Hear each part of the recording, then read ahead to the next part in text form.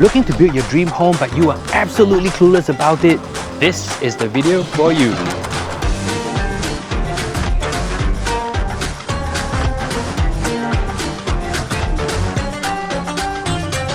House 101. To mezzanine or not to mezzanine, this is a hot topic I'm receiving in the last 1 to 2 years.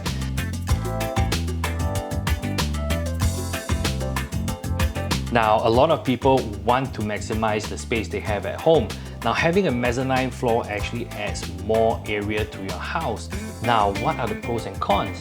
So, for a 3.5 story envelope control landed house, you can go up to 15.5 meters.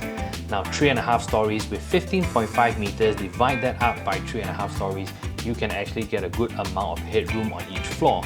Now, introducing a mezzanine level, what would that compromise?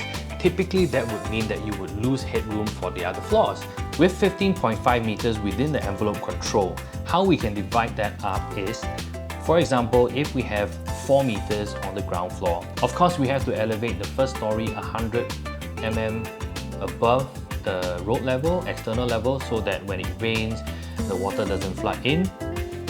And of course, if we have 4 meters for the first floor, the rest of it, after 15.5 minus 4 meters, we take that and we divide by another 4 floors. You will get, of course, a compromised headroom, but let's take a look at what you will get. Now, typically we will take an average of about 600 millimeters for the structure and floor slab combined. So at areas where there are beams, we can assume that it's about 600 millimeters in thickness overall. So from the floor finish of the floor above to the bottom of the beam.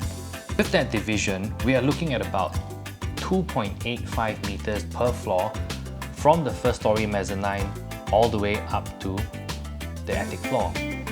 From the bottom of the beam to the finished floor level, we are expecting about 2.25 meters. Now that is relatively low. However, for the design, we can actually strategize to plan such that the beams are aligned with the walls. So the internal spaces for the rooms, you will at least get 2.6 to 2.65 meters.